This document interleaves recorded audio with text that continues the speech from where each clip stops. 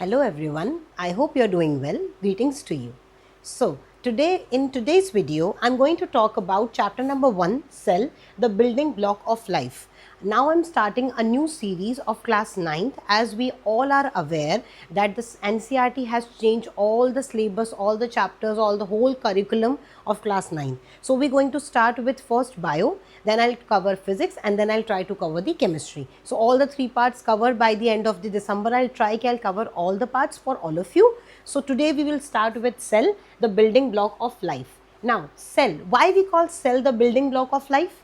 As we all are aware, our body is made up of cell only. हमारी body जो बनी है वो सेल से बनी है. जैसे आप सबने देखा होगा, जब कोई घर बनता है तो उसमें सबसे पहले क्या होते हैं, ईंटें लगती हैं, ईंटों से क्या बनती है, दीवारें बनती हैं, तब हमारा घर खड़ा होता है.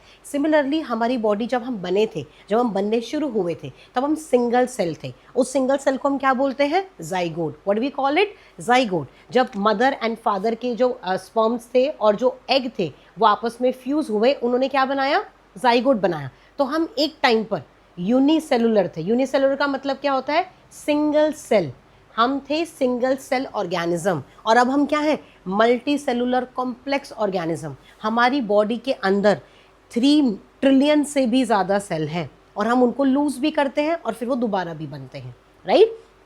तो जब सेल की डिस्कवरी शुरू हुई, सेल जब रॉबर्ट हुक ने डिस्कवर किया, अभी हम धीरे धीरे सब कुछ पढ़ेंगे, तब सबसे पहले क्या बातें हो रही थी कि जब अर्थ पे लाइफ आई थी तो वो पानी से आई थी. किससे आई थी, वाटर से. The life come on the earth is through water only. Then slowly steadily they start to observe their surrounding environment, और फिर जब एनवायरनमेंट को ऑब्जर्व किया गया तो फाइंड आउट किया गया कि yes, there are some places on the earth जो बहुत ज़्यादा गर्म है या बहुत ज़्यादा ठंडे हैं, but still there are micro organisms, still there are bacterias living in it, right. तो ये हमारी बुक का फर्स्ट पेज है, जो आपकी चैप्टर का फर्स्ट पेज है, ये उसमें इंट्रोडक्शन है. तो मैं आपको वो बता देती हूँ उसके बारे में. उन्होंने क्या बोला, उन्होंने बोला life originated in water, right. फिर उन्होंने बोला कि हॉट स्प्रिंग्स हो गए, बहुत ज़्यादा एंटार्क्टिका वगैरह से आजकल आपने सुना होगा, रिसेंटली डिस्कवरी हुई है कि एंटार्क्टिका में भी कुछ ऐसे बैक्टीरियाज मिले हैं जो इतनी सर्दी में वहाँ पे सर्वाइव कर रहे हैं. तो उनके अंदर कुछ ना कुछ तो अडेप्टेशन होगी कि that they are able to survive. तो उस टाइम पे हमारी अर्थ का टेम्परेचर भी ऐसा ही था. जब हमारी अर्थ बननी शुरू हुई थी 3.8 बिलियन ईयर्स अगो पहले, तब हमारी अर्थ पर क्या था, तब हमारी अर्थ के ऊपर ऐसा ही टेम्परेचर था. क्लाइमेट नहीं थे, एटमॉस्फेयर नहीं था, कोई ब्लैंकेट नहीं था, क्लाउड्स नहीं थे. बस अर्थ क्या थी, बहुत गर्म गोला थी, एक गर्म बॉल कह सकते हो, हॉट, बहुत ज़्यादा गर्म बॉल थी, और उसके ऊपर कंटिन्यूअसली क्या हो रहा था, वाटर गिर रहा था. फिर कुछ बिलियन ईयर्स में उसको ठंडा किया गया.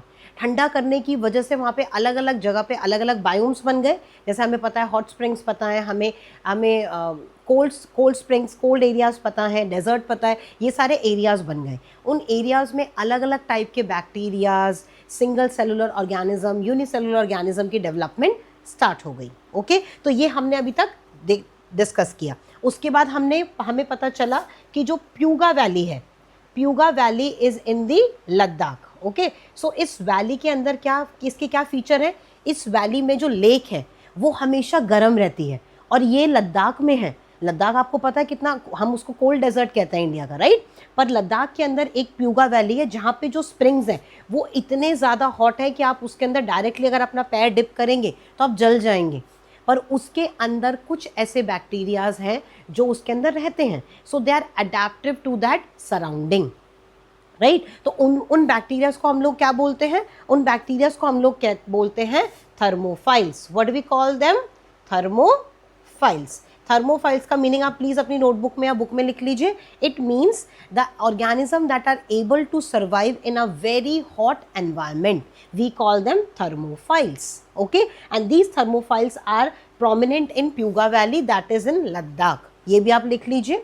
ओके, नेक्स्ट फिर क्या हुआ, जब प्यूगा वैली की साइंटिस्ट ने स्टडी करी, डिस्कवरी करी, तो उनको क्या पता चला कि प्यूगा वैली के अंदर क्या है, प्यूगा वैली में जो कंडीशंस हैं वो बहुत ज़्यादा फेवरेबल हैं अर्थ में, जैसी कंडीशन अर्थ पर थी जब अर्थ बननी शुरू हुई थी. और वहाँ पे उन्होंने फाइंड आउट किया कि वहाँ पे कैल्शियम कार्बोनेट की कंसंट्रेशन बहुत ज़्यादा है. बहुत जल्दी जल्दी कैल्शियम कार्बोनेट फॉर्म हो रहा है और वो उसका इंटरनल टेम्परेचर मेंटेन करने में हेल्प कर रहा है, क्योंकि वो ऊपर एक ब्लैंकेट, एक लेयर बना दे रहा है जिससे अंदर का टेम्परेचर मेंटेन रह रहा है। तो कैल्शियम कार्बोनेट जो है वो प्रोड्यूस हो रहा है और कैल्शियम कार्बोनेट ही साइंटिस्ट ने फाइंड आउट किया। उन्होंने ऐसा हाइपोथेसिस दिया कि कैल्शियम कार्बोनेट की वजह से ही सेल के ऊपर एक मेम्ब्रेन बनी, जिसको आज हम क्या बोलते हैं, सेल मेम्ब्रेन। तो उसमें कैल्शियम कार्बोनेट का भी रोल था, राइट। तो अब ये वाली जो स्टडी है किसने करी, प्लीज आप ये लिख लो अपनी नोटबुक में, Birla Sahni institute of palaeoscience, Birla Sahni institute of palaeoscience, और ये कहाँ पर है, लखनऊ में है। अब आप पेलियोसाइंस का मीनिंग लिख लो प्लीज। पेलियोसाइंस का मतलब होता है study of life forms and their environment, कि मैं एक लाइफ फॉर्म हूँ, मेरे बारे में स्टडी करना और मेरे एनवायरनमेंट के बारे में स्टडी करना, कि मैं किस एनवायरनमेंट में कंफर्टेबल हूँ, किस एनवायरनमेंट में मैं अनईजी फील कर रही हूँ, किस एनवायरनमेंट में मैं रहना ज़्यादा प्रेफर करती हूँ, मेरे ईटिंग हैबिट्स क्या हैं। Everything is studying of an living organism, that is your palaeoscience. Okay, तो ये हमारा इंट्रोडक्शन हो गया।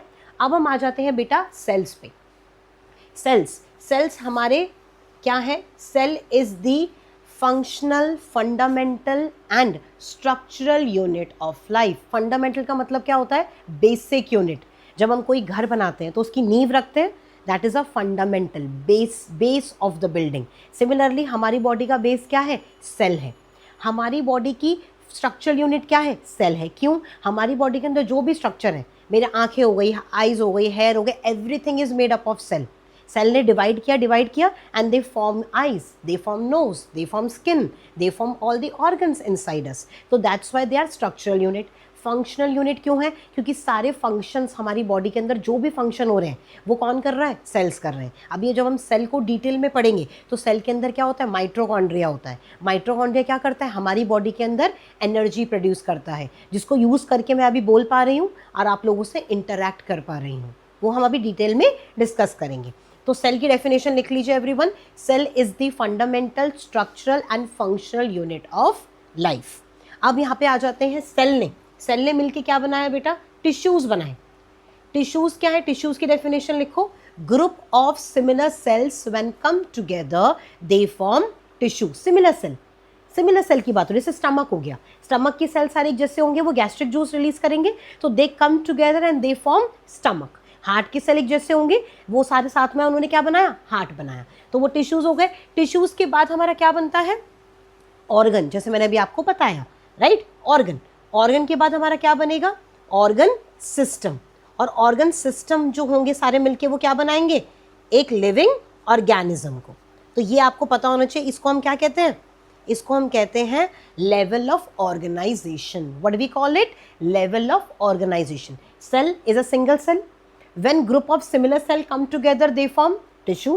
When the group of similar tissues come together, they form organ.